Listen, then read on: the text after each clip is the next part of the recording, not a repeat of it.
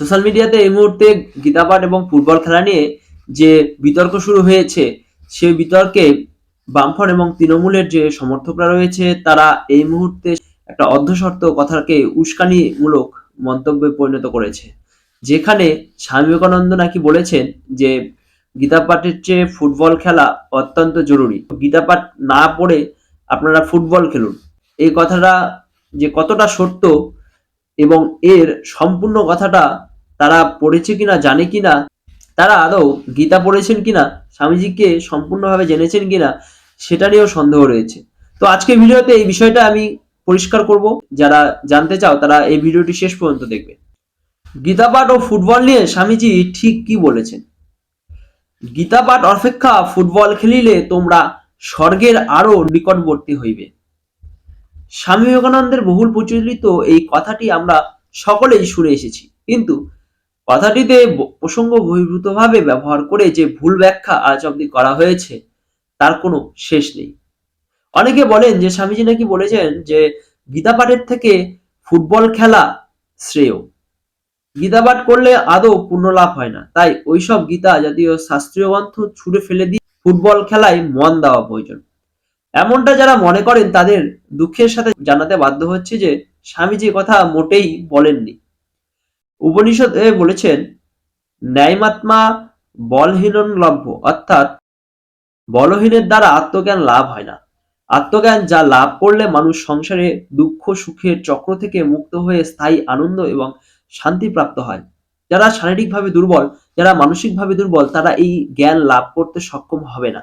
শরীর চর্চার মাধ্যমে শরীরকে আগে সুস্থ ও সবল করে তুলতে হবে, তারপর মনকে দৃঢ় করতে হবে।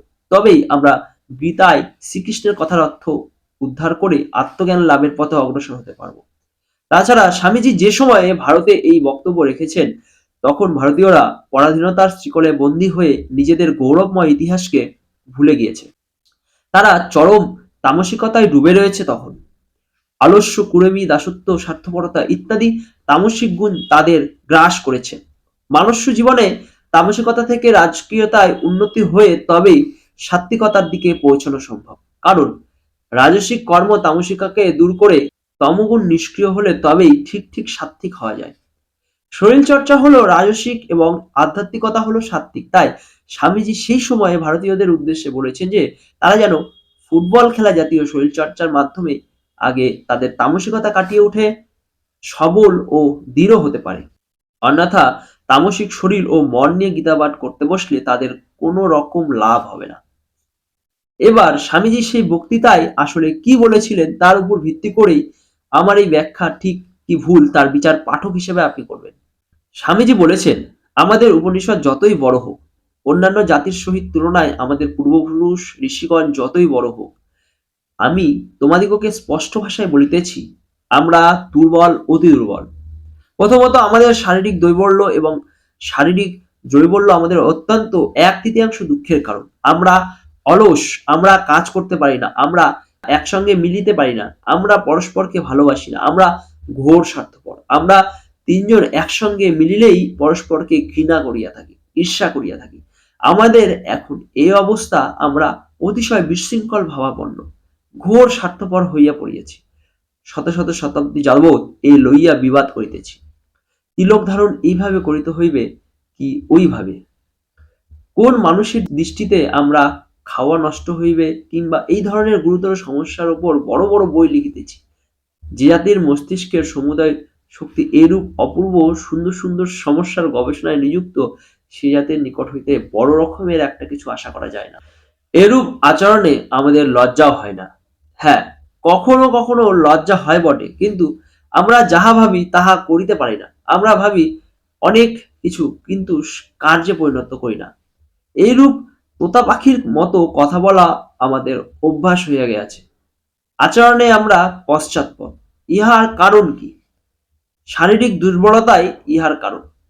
দুর্বল মস্তিষ্ক কিছু করিতে পারে না। আমাদিগকে সবল মস্তিষ্ক হইতে হইবে। আমাদের যুবকগণকে প্রথমত সবল হইতে হইবে, ধর্ম পরে আসিবে। হে আমার যুবকগণ, বন্ধুগণ, তোমরা সবল হও, তোমাদের নিকট ইহাই আমার বক্তব্য। গীতাপাঠ অপেক্ষা ফুটবল খেলিলে তোমরা স্বার্থের আরো নিকটবর্তী হইবে। স্বর্গের আরো নিকটবর্তী হইবে। আমাকে অতি সাহসপূর্বক এই কথাগুলি বলিতে হইতেছে, কিন্তু না বলিলেই নয়। আমি তোমাদিগকে ভালোবাসি। তোমাদের বলি, তোমাদের শরীর একটু শক্ত হইলে তোমরা গীতা আরো ভালো বুঝিবে। যখন তোমাদের শরীর তোমাদের পায়ের উপর দৃঢ়ভাবে দণ্ডায়মান হইবে, যখন তোমরা নিজেদের মানুষ বলিয়া অনুভব করিবে, তখনই তোমরা উপনিষদ ও আত্মার মহিমা ভালো করিয়া বুঝিবে। এই ছিল স্বামীজির সম্পূর্ণ কথোপকথন। যারা স্বামীজিকে নিয়ে এরূপ রাজনীতিকরণের চেষ্টা করছে, তাদের জন্য আজকের এই ভিডিওটা। যারা এই ভিডিওটা সম্পূর্ণ দেখেছো, তাদের কাছে একটা অনুরোধ, ভিডিওটা শেয়ার করো। যদি তোমাদের মনে হয় সবাইকে জানানো প্রয়োজন বিষয়গুলি, এই ভিডিওটা শেয়ার করে তোমরা জানাতে পারো।